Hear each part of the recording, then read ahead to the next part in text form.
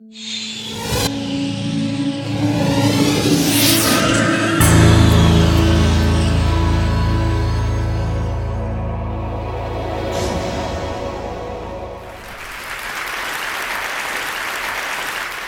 now, there are a lot of Web 2.0 consultants who make a lot of money. In fact, they make their livings on this kind of stuff. I'm going to try to save you all the time and all the money and go through it in the next 3 minutes, so bear with me. I started a website back in 2005 with a few friends of mine called Reddit.com.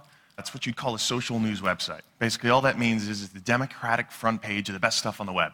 You find some interesting content, say a TED Talk, submit it to Reddit, and the community of your peers will vote it up if they like it, vote it down if they don't, and that creates the front page. It's always rising and falling, always changing. About 500,000 people visit every day. But this isn't about Reddit. This is actually about discovering new things that pop up on the web. Because over the last 4 years, we've seen all kinds of memes, all kinds of trends get born right on our front page. But this isn't even about Reddit itself, it's actually about humpback whales. Well, okay, technically it's actually about Greenpeace, which is an environmental organization that wanted to stop the Japanese government on their whaling campaign.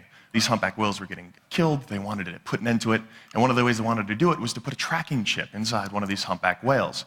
But to really kind of personify the movement, they wanted to name it. So in true web fashion, they put together a poll where they had a bunch of very erudite, very thoughtful, cultured names. I believe this is a Farsi word for immortal. I think this means divine power of the ocean in a Polynesian language. And then there was this, Mr. Splashy Pants. And this was a special name. Mr. Pants, or Splashy to his friends, was very popular on the internet. In fact, someone on Reddit thought, oh, what a great thing, we should all vote this up. And you know, Redditors responded and all agreed.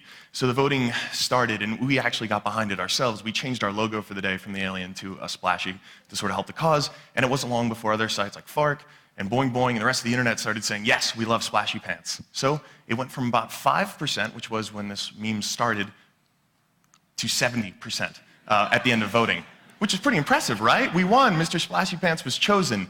Just kidding. Okay, so Greenpeace actually wasn't that crazy about it because they wanted one of their more thoughtful names to win. So they said, no, we're just kidding. We'll give it another week of voting. Well, that got us a little angry. So we changed it to Fightin' Splashy. And the Reddit community really, and the rest of the internet rather, really got behind this. Facebook groups were getting created. Facebook applications were getting created. The idea was vote your conscience, vote for Mr. Splashy Pants. And people were putting up signs in the real world about this whale. And this is the final vote. When it all was cleared, 78% of the votes, and to give you an idea of the landslide, the next highest name pulled in 3, okay? So there was a clear lesson here, and that was that the internet loves Mr. Splashy Pants, which is obvious. It's a great name. Everyone wants to hear their news anchor say Mr. Splashy Pants. And I think that's what helped drive this. But what was cool was the repercussions now for Greenpeace was they created an entire marketing campaign around it. They sell Mr. Splashy Pants shirts and pins. They even created an e-card so you could send your friend a dancing Splashy. But what was even more important was the fact that they actually accomplished their mission. Japanese government called off their whaling expedition, mission accomplished. Greenpeace was thrilled, the whales were happy, that's a quote. And actually, Redditors in the internet community were happy to participate, but they weren't whale lovers. A few of them certainly were, but we're talking about a lot of people who were just really interested and really caught up in this great meme. And in fact, someone from Greenpeace came back on the site and thanked Reddit for their participation. But this wasn't really out of altruism. This was just out of interest in doing something cool. And this is kind of how the internet works. And this is that great big secret. Because the internet provides this level playing field. Your link is just as good as your link, which is just as good as my link. As long as we have a browser, anyone can get to any website, no matter how big a budget you have. That is, as long as we can keep net neutrality in place.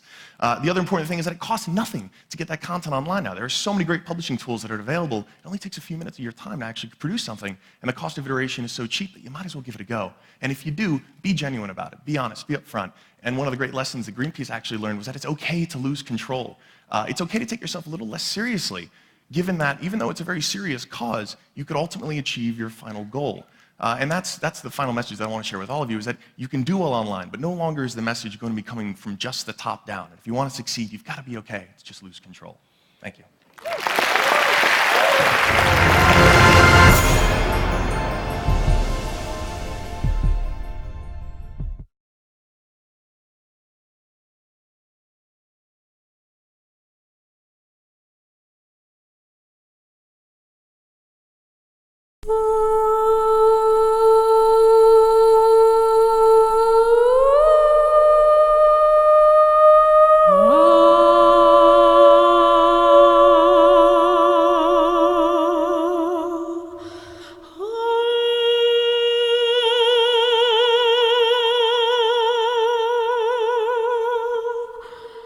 Huh.